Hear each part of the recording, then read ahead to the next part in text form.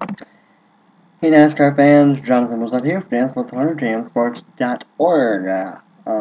It's a little bit late. The race obviously concluded hours ago, 6 or 7 hours ago. But I was not home when the race concluded. I did see it, but I do have the recap ready.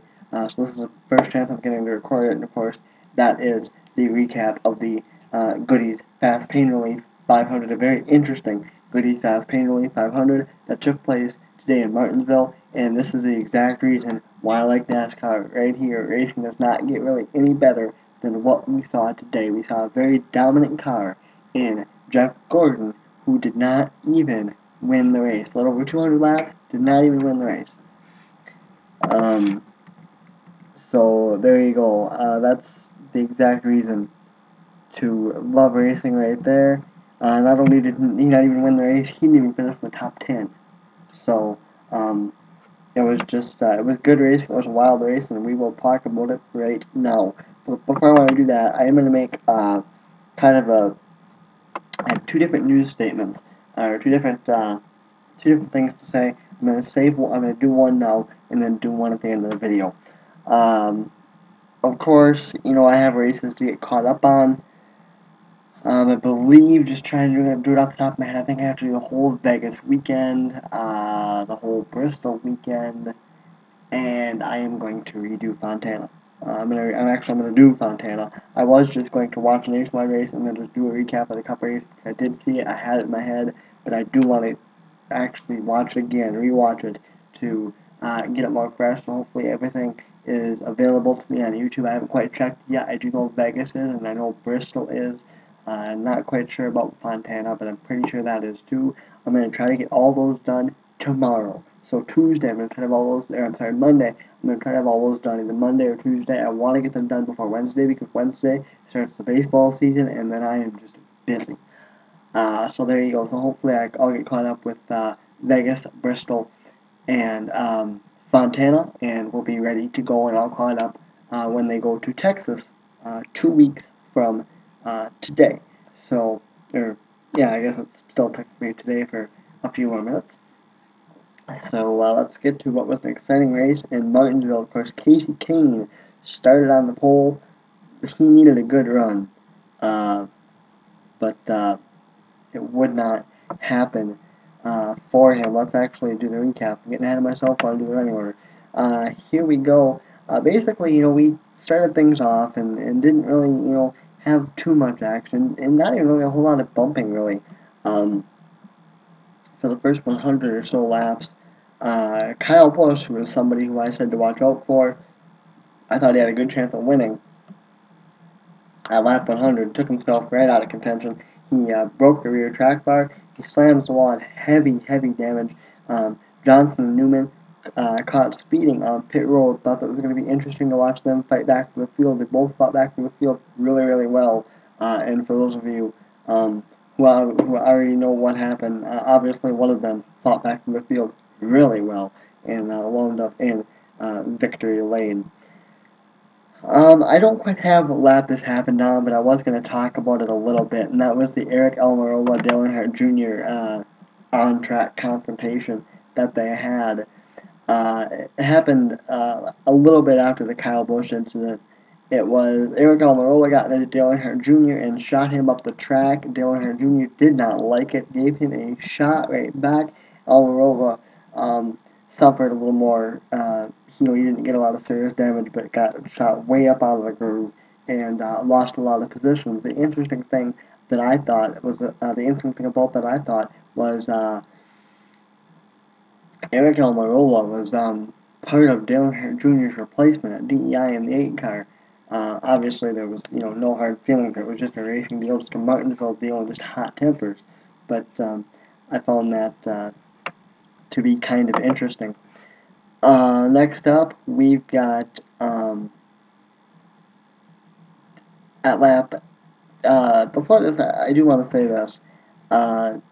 Once you've been watching NASCAR for a while, and even if you haven't, you can really tell when an engine is starting to go sour. And there was one lap where I heard Casey Kane go by, and the engine sounded horrible, and you could just tell it sounded sick, and you're just like, ugh, doesn't sound good. And it didn't end well either.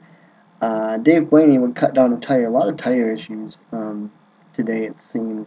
Kurt Busch had several tire issues that cost him several laps. I don't really think any of them caused caution issues, but it would cause any cautions if I remember correctly. But he had several. He had a couple tire issues. Yeah, I think he finished something like 14 or 18 laps down. He finished many laps down, Big Kurt. So both the Busch brothers really struggled in the action today. But anyway, Blaney cuts the tire and spins. That brings up caution. Casey Kane heads to the garage to look at what was a sour engine. We would then go back green, but not for very long. At 264, Ken Schrader would make a little bit of contact with Juan Pablo Montoya, sending Montoya into the outside wall and causing heavy damage to that car there. At lap 3:15, that was it for the engine of Casey Kane as he headed back out on the racetrack. He got out there for a couple more laps and it completely blew up, did the engine. It was a horrible blow up right down pit road. It actually took a while to get it cleaned up. They had to put Speedy Dry down on pit road, the oil and stuff, and then had to clean the Speedy Dry up. The engine was toast. So Casey Kane, once again, continues to struggle still in the Hendrick Motorsports equipment. Through 6 races, his best finish in the Hendrick Motorsports team is 14th. Definitely not what people expected. It was hyped for a year and a half that he was going to Hendrick after his final races with Teddy Motorsports at the time, and also, he spent the year last year at Red Bull, and it was really heavily hyped. He's going to do good. Hendrick's got the dream team. He's got Gordon, Johnson, Jr., Casey Kane. Well, things aren't quite panning out, at least early in the season, for Casey Kane. Hopefully he's getting his mulligans out of the way early. The interesting thing is, I was looking at the points before I did this one to kind of get a quick glance at them. Casey Kane is behind Mark Martin in the points. You're thinking, well, what's the big deal? Casey Kane's run 6 races, Mark Martin's run 4. He hasn't even run all the races, and Casey Kane behind Mark Martin in the points. Yikes. Not good. But we'll see if things definitely do turn around for that number 5 car and that number 5 team. Next up, we go back green at lap 3:33. Things get racy, and you would have thought, yikes, it's going to be extremely, extremely bad.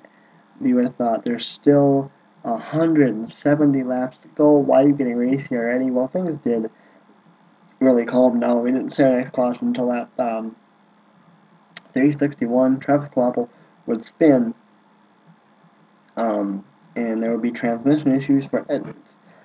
That wouldn't really affect him, but that was going to be very interesting to see what he would do on restarts. But he did okay. Of course, the whole Roush camp basically struggled the whole time in Martinsville this weekend. So I don't even know what the highest finishing Roush car was. I'll let you know when we go through the running order there. And then after that, things really calmed down. Jimmy Johnson, Jeff Gordon got really racy at the front. Dale Jr. was up there. Clinton Boyer was up there. Clinton Boyer was in the top 5 all day today. He was one of the drivers I said to keep an eye on.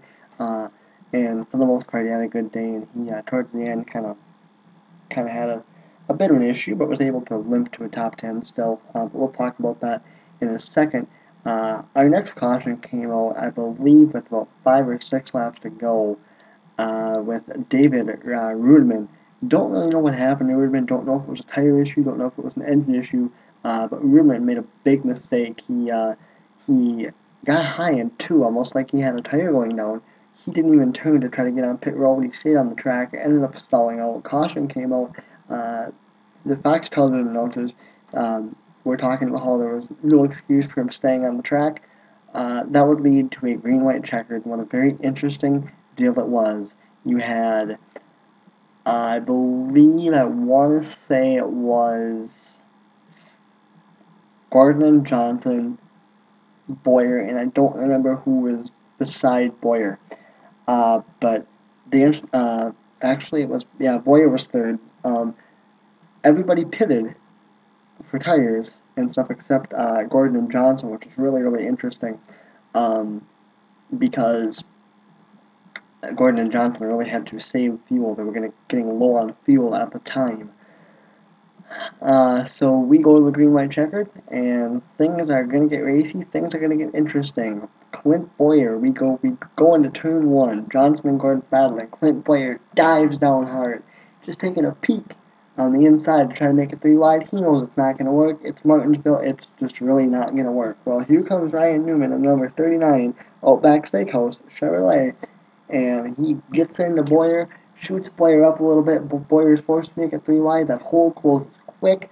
Boyer spins, tries to save it, almost saves it, and then Junior comes, kind of tags him just a little bit, finishes the spin for him. Johnson's fun. Gordon had issues with it as well. Caution came out there. Before they went back green, Gordon came on the radio and said, "We're out of fuel. We are in trouble." Gordon came to put fuel in. Boyer was not happy after he had ran in the top 5 all day. It basically came down at the end to A.J. Allmendinger and Ryan Newman. A.J. Allmendinger did say after the race he would have rather raced clean and took second than raced dirty and took the win. So Ryan Newman would get the win, his 16th of his Sprint Cup Series career, and also his first career win at Martinsville and his first win of the year. So very interesting there. A lot of fun to watch, and it'll be really interesting to see what the Cup Series is like when it picks up at Texas again in 2 weeks. And I believe that is actually a Saturday night race in Texas. So it'll be very interesting to see racing under the lights. Let's take a look now at our running order from 43rd to 1st. Reed Sorensen finished 43rd, 42nd Scott Riggs, 41st Josh Wise, 40th Michael McDowell, 39th Joe Nemechek. Like we said, Casey Kane had issues. He only ran 256 laps. Like we said, he had the engine issues. Finishes 37th for JJ Yeley, 36th for Kyle Busch, who was running, but not running well, obviously, due to the damage that he had. He finished 65 laps down, according to this right here on NASCAR.com. David Ruderman would finish 35th, 34th for Dave Blaney, 33rd for Kurt Busch, who would finish, I don't know where I got the stats that I got when I said he was several laps. Something is not. Oh yeah, wait a minute. You know what? I have to read you something for a second because I forgot it went in overtime. So let me try that again. I'm not actually gonna try it again with Kyle Busch. Let's 85 laps down for Kyle Busch. There we go. So Kurt Busch would have finished, like I said, about 18 laps down as well for Kurt Busch, who finished in the 33rd position. 32nd for Ken Schrader. Hermie Sadler would finish 34th, or I'm 31st rather for Hermie Sadler. 30th for David Stremme. 29th for Landon Castle, 28th for David Gilliland, 27th for Travis Guapo, 26th for Paul Menard, 25th for Casey Mears, 24th for David Dragon, 23rd Joey Logano, 22nd Jeff Burton, 21st Juan Montoya, 20th Jimmy McMurray, 19th Kevin Harvick, 18th for Brian Vickers, who did not run quite as well in his second stint in the 55 car. Also, the road course races have been added to his schedule as well. So right now, Brian Vickers in that 55 car is slated to run the other Martinsville race, the other Bristol race, both New Hampshire races. I believe he is he's also running both the road course races as well at Martinsville and Sonoma. I think that's it for now for Brian Vickers. 17th for Bobby Bonnie, 16th for David Dragon, 15th Marcus Ambrose, 14th Jeff Gordon, who would finish 2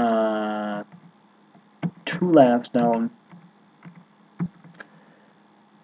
Who would finish 2 laps down in the 14th spot. 13th Greg Biffle, 12th for Jimmy Johnson, 11th for Carl Edwards, 10th for Clint Boyer, 9th for Brad Keselowski, 8th for Eric Almirola, Seventh, Tony Stewart. Sixth, Denny Hamlin. Fifth, Martin Truex. Fourth, Matt Kenseth, the highest running Roush Ford. Third for Dale Earnhardt Jr. Second for AJ Allmendinger, and of course the win going to Ryan Newman. So there you go. So Martinsville running an extra 15 laps to get to 5:15, the longest running Martinsville race ever. Only 11 cars on the lead lap. Carl Edwards was the last car on the lead lap in 11th. The rest were one or more laps down, obviously. The first car lap down would have been the 12 of Jimmy Johnson. Let's take a look now at the points, and then I will say my other announcement and wrap things up. This has been a long one, but usually the recaps are, especially the Cup ones.